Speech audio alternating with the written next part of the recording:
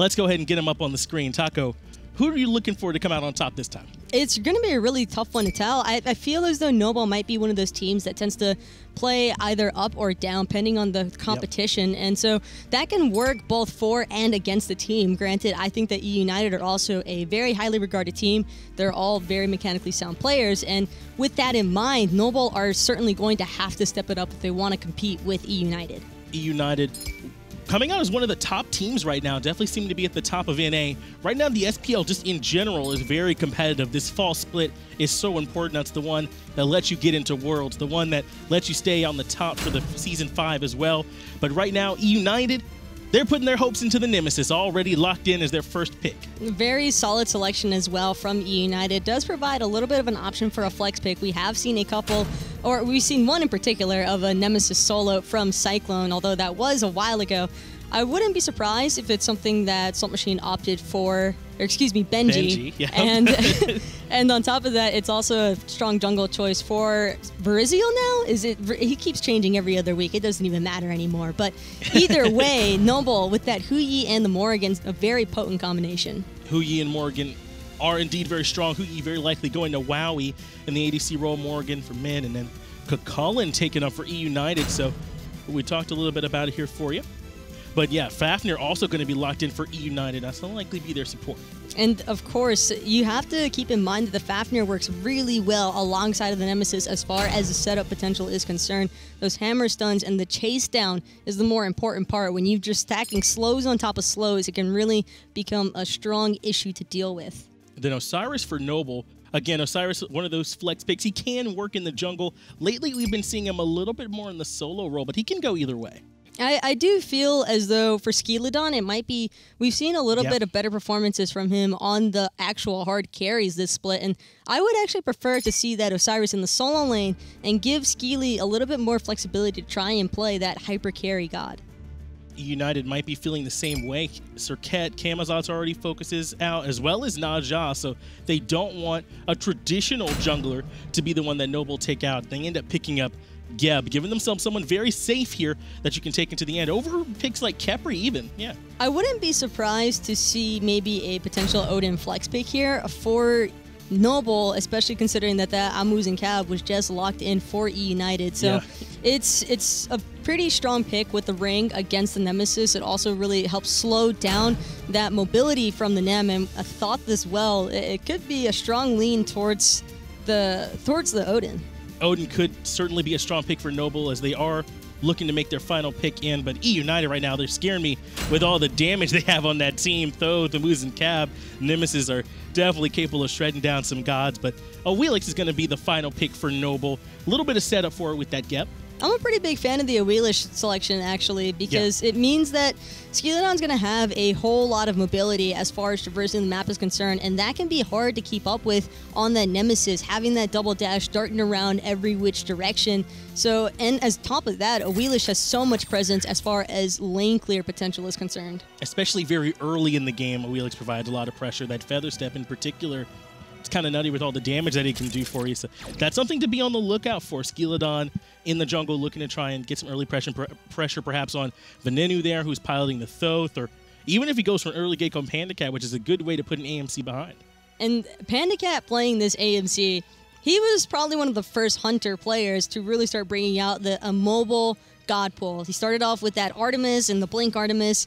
I don't think we're going to be seeing any Blink AMC anytime soon, although it would be pretty spicy if he did opt for that route, but at the same time, I love these aggressive directions that Panda Cat is taking.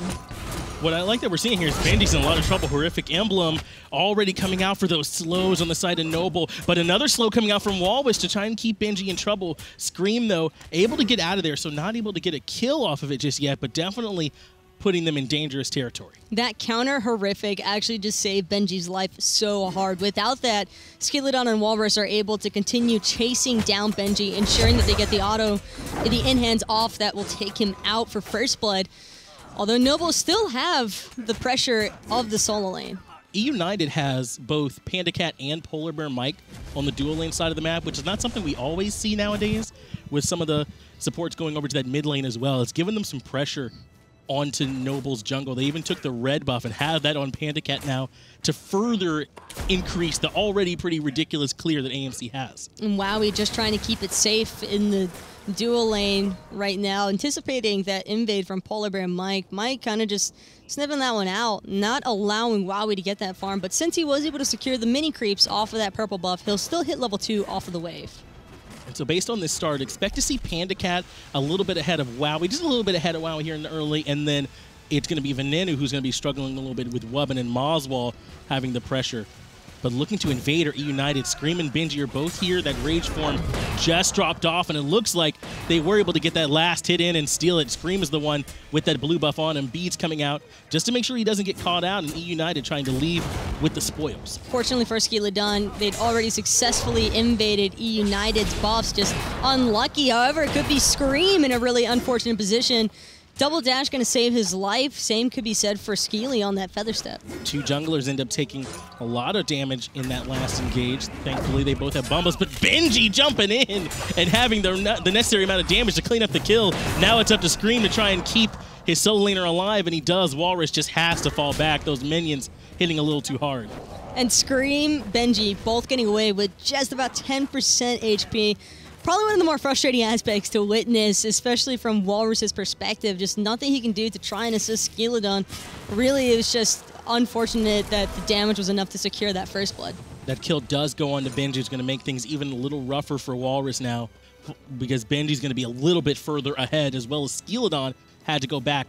Fortunately, that speed buff was just coming up, so there is farm for him, so he's not going to be too far off his normal jungle path. He's actually still slightly ahead of Scream just because of the successful invade that Walrus and Skeledon managed to have off of E-United's jungle. Still, he needs to be incredibly careful because Awelish flourishes during this early game time period. Probably the first 8 minutes is where Awelish is going to have the most impact due to that feather step damage and the small AoE proc around it if you get the second auto attack to formulate that. So as long as Skeledon keeps trying to play around this solo lane side, that's probably where he's going to have the most kill potential. Speaking of Skeledon, do you think he needs to come over here and try and put pressure on the Panda Cat early?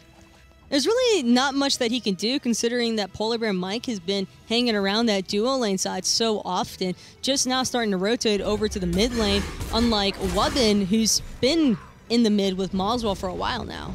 That's right. Perhaps Polar Bear Mike looking to keep the somewhat vulnerable AMC a little extra protected earlier, as Skeledon and Walrus continue to try and give Benji a hard time and help out since there's a bit of that early lead. But Skeledon's around here. Speed buff is about to spawn soon. That's why we see Polar Bear Mike and everyone trying to hang around, make sure that nothing's going to happen with those buffs one more time. Even Panda Cat getting a little bit aggressive there against Wowie, actually pushed up right to the red buff.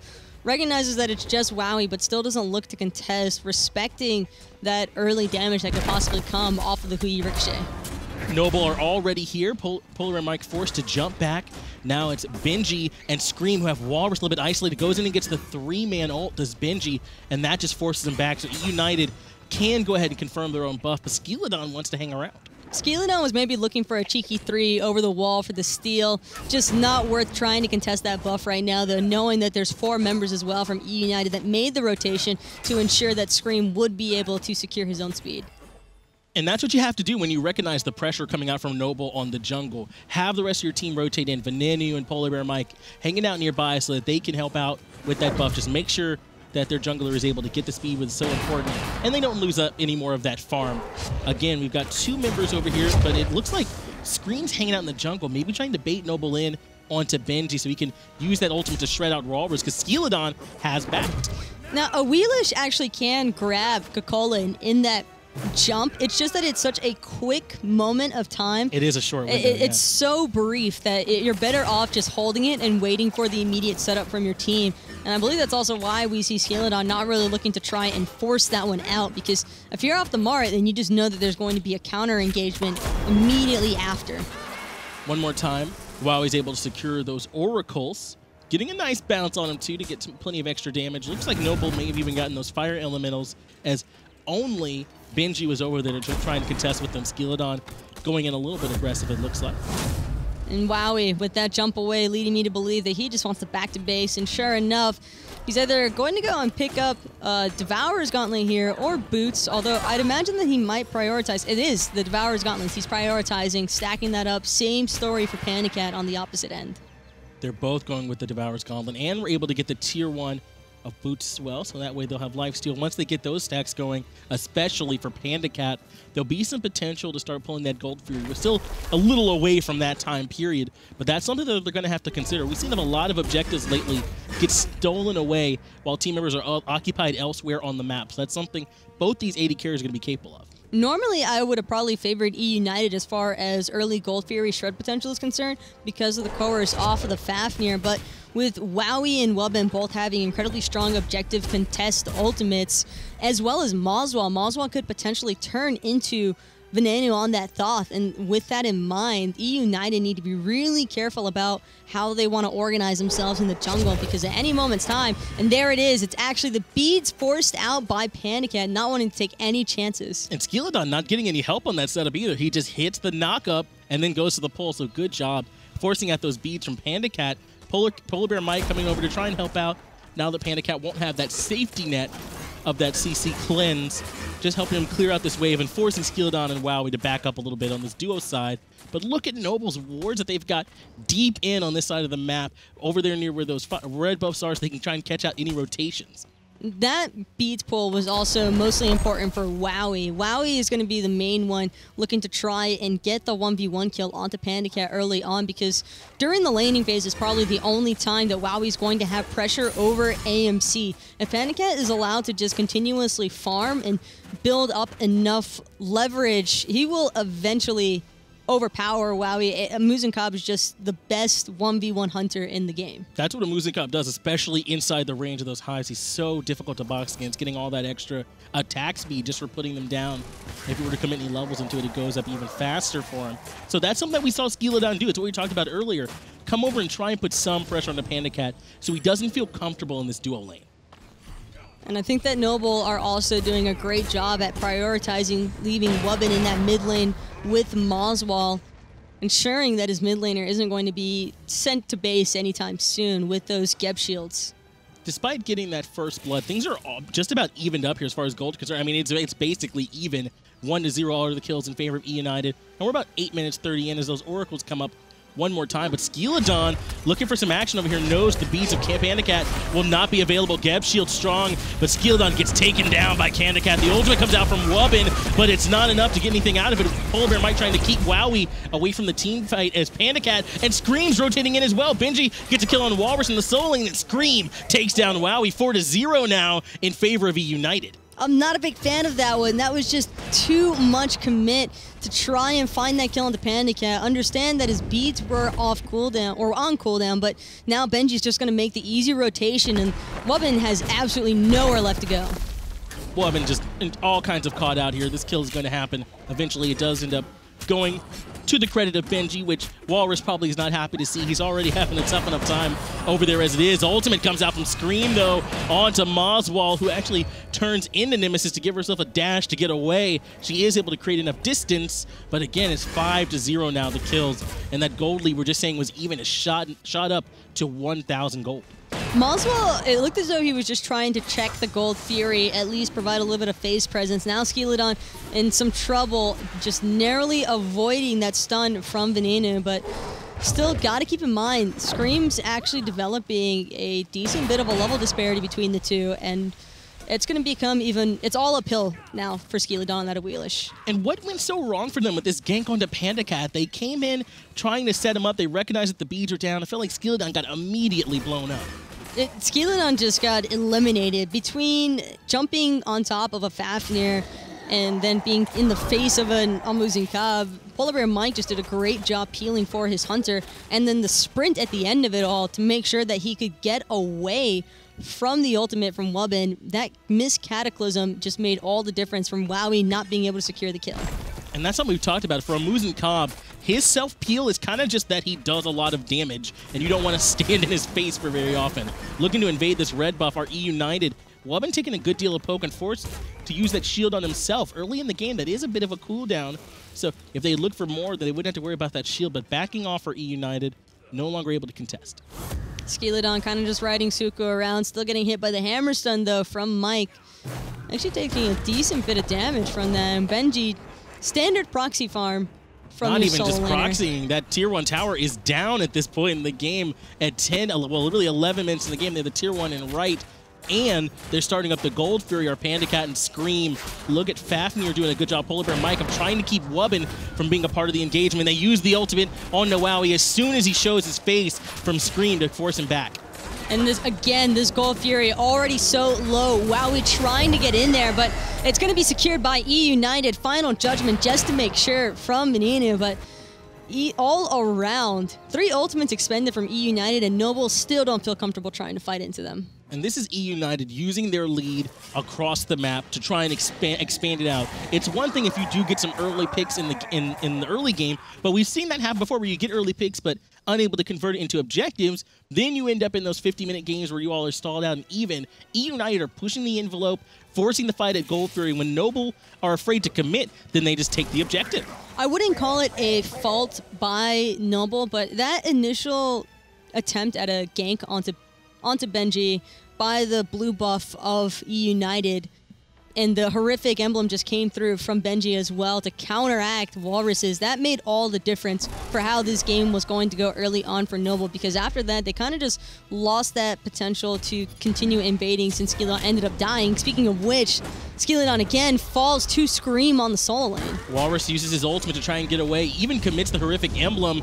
I don't think he managed to hit anyone. Maybe he was able to get Benji with it a little bit, but he is able to get away. But that's a cooldown he won't have available. Scream now putting damage into Wubbin as Maulswall gets brought low by Venenu. Ultimate comes out from Scream and he dashes in, but now the sprint in response from Noble keeps it safe for the time being, but E United want the speed.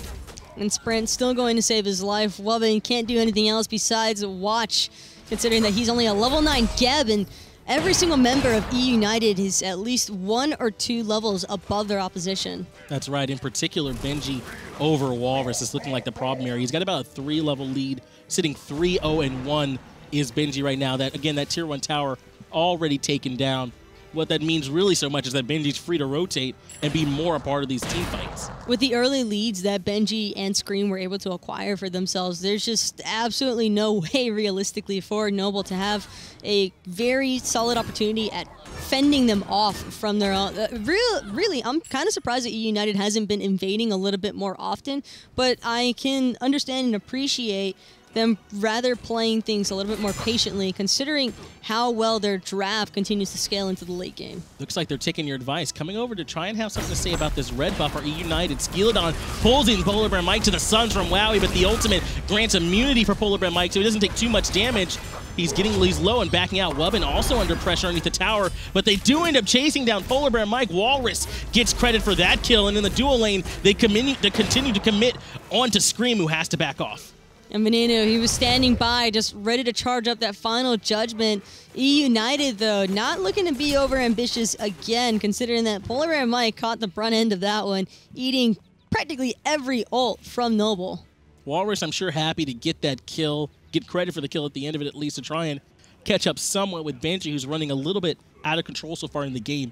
Polar Bear Mike maybe getting a little bit too aggressive, and he gets punished for it. Wowie, Dash is already down. Aegis is already down. A big fight already for E United, even if they don't get the kill, just forcing out that relic usage. Forcing out his Aegis is probably pretty huge, actually, because now it leaves him very open to Veneno on this Thoth, and whether or not he'll be able to continuously dodge out of those Nemesis ultimates is a whole nother story. There's only so many slows he can avoid, and having his Purification Beads means he's going to have to choose between a Slice and Dice or the ultimate from Nemesis. This gold lead now at about 4,500 in favor of E United as they look to start trying to pressure around the map. The Gold Fury is about 1 minute or so away from respawning again. That'll be an area where we already saw them once sneak it away, or not sneak it away, but sort of take it in the face of Noble, who couldn't really contest it. They still have the Portal Demon available as well if that's where they want to go, but instead just choosing to try and take these Harpies. And like you said, they're not really going for those buffs that much, it feels like. or the invades. Right? Understanding their limits is probably what United has grown really great at, which has also helped lead towards their accomplishments for wins that they've been able to secure against other teams that some might regard as better than them. It's just that this team is very understanding, and when you're able to progress in that manner where you don't feel as though you're going to over-engage, then that's exactly what a team needs to understand, is that sometimes it's best to not go in. United at least able to sneak away the speed buff from Noble's side of the jungle, so that's one more advantage they were able to get, and they put it on Scream, who's happened to have 2, I'm sure, in his name. Walrus and Benji duking out a little bit, but Scream is making a rotation over here too. This could be trouble, as Walrus doesn't have a tier 1 tower to retreat to. Able to avoid the damage was Scream, and now he's committing on to us. The slow even blinks in. Horrific Emblem comes out though from Walrus to slow down the aggression, and that will be enough to save his life as Noble also pull up the Gold Fury. Quite a lot expended there by Scream and Benji. Not sure that it's going to be enough, though, to encourage Noble to stick onto that Gold Fury. And sure enough, trying to back off, but Skeleton already getting poked out pretty heavily by Benji on the backside, trying to grab Venenu in the mid. Venenu able to back off. He's going to be okay. Benji put in a lot of damage on the back end of that team fight as they rotated in onto Venenu, which I think discouraged them from committing any further. I believe Moswell actually transformed there into Nemesis to try and get that ultimate off onto Venenu, but it just wasn't enough. Moswell has consistently been transforming into the Nemesis, which I think is probably the best choice selection for Noble at the moment. If they're going to have any opportunities to shut out one of the carries from United, or even one of the tanks that's constantly in their phase, for instance Benji, it's going to be through that Nemo. Panda Cat now has the Gold Fury down below half health. It's Polar Bear Mike who's going to try and zone out the rest of Noble, but they get them to commit and immediately drop it. They go in onto Wowie, unable to get anything out of it. Venenu still has his Final Judgment available to help secure if they feel like it's necessary, but what they're trying to do is bait Noble in. They want to fight with Noble, and they want the Gold Fury as well, but sometimes you can't have both, except you can't have Wubbin as Venenu cleans out the gap. And that was just perfect. That was textbook. They got Wubbin to commit just a little bit too far forward. Immediately, they lock him down, get the kill. They're able to fall back, secure the Gold Fury as well. Now 7-1 are the kills. That Gold Lead looking more like 7,000 now as Benji forcing Walrus away from the tier 1 tower, so that Panda Cat can continue to shred it away, and EUN are looking to take as much as they can. They gave them an inch, they took a mile. It's not going to stop there either. Pretty sure that EUN are going to look to regroup on that portal demon, maybe after finding another kill in the mid lane. Wowie and Walrus both forced back, and Walrus actually using the ultimate to get away. Walrus does use the ultimate. He's worried about taking danger there, and maybe he's predicting that there won't be another fight very soon. Blink in from Scream onto Skeleton, who's slowed out. He's on top of that Suku now, though, so he's got that increased movement speed. He's able to get away. Scream, though, just happy to force him back. Scream probably wishing he had his ultimate up and running, but just a little bit longer to go before that cooldown is available again. Either way, Skeleton already taking massive chunks of his health from even the slightest bit of Nemesis damage, and it's not even like Scream is using a whole lot. It's just one slice and dice and a couple of in-hands that are just destroying. And you brought it up earlier, but that invade on the Soul Lane side at the start really is having a big impact on this. If they could have taken out Benji and Walrus is the one ahead, I feel like the whole game would be flipped, because Benji's the one that's a nightmare for Noble to deal with, and Walrus is seeming a little ineffective in these team fights. When Benji's a part of them, there's really nothing to backline. Venenu blows up Moswell in the mid lane also. Just a little bit of solo mid-fighting there. Wow. That's just a primary example of mages not having a very big health pool to work with, and Venenu completely understanding that, just taking full advantage of the situation as Skeleton getting abused by Benji on that backside. Wubbin trying his best to peel, but still a level 12 and a level 13 a Wheelish, and nothing that they can do. This is exactly what I'm talking about. Benji's up there zoning out 3 members by himself. If Skeleton sticks around, it's a kill. He jumps in thanks to the damage from Veneno to try and pick up the kill on Skeleton, at least force him out, as tier 2 tower is going to be the call. Walrus has to give up on that tier 1 in solo and try and rotate in to be a part of this, as Panda Cat's actually able to pick up the tier 1 in the left side. Ultimate does come out, though, from Scream. Well, been trying to drop that Cataclysm, get a little bit of settle going for his team. Instead, he's going to get 2 members by Venenu rocked by that final judgment. Benji finally bites off a little bit more than he can chew, but I'm sure he's happy to make the trade as Tier 2 falls in both mid and in the duo lane. He kept all of Noble from being a part of the engagement. He does trade his life, but they get plenty out of it. This is one of those games where you start discussing what you're going to do in the second one. This one I would pretty much determine as over. 11k gold lead, United's favor, and it's just the real difference is that experience lead. Like, that's just devastating right now. It looks like they were trying to go for the portal demon, but had to back off it. Polar Bear Mike recognizing that Skilodon's low, and he's looking to set up Scream for a kill, and Scream finds it. Skilodon going back to base, just trying to find a way to get something else off the map and stem the bleeding from E United. All Skilodon wanted was a little bit of farm, but he's not going to be able to find it here, and neither will Wubbin as he gets wiped out again by Venenu. And sure enough, the entirety of Noble on the run. Polar Bear Mike gets Moswell. Walrus looking next on the menu. F6 is before he can actually fall. And that's probably a good call from Noble to make that F6. Nothing more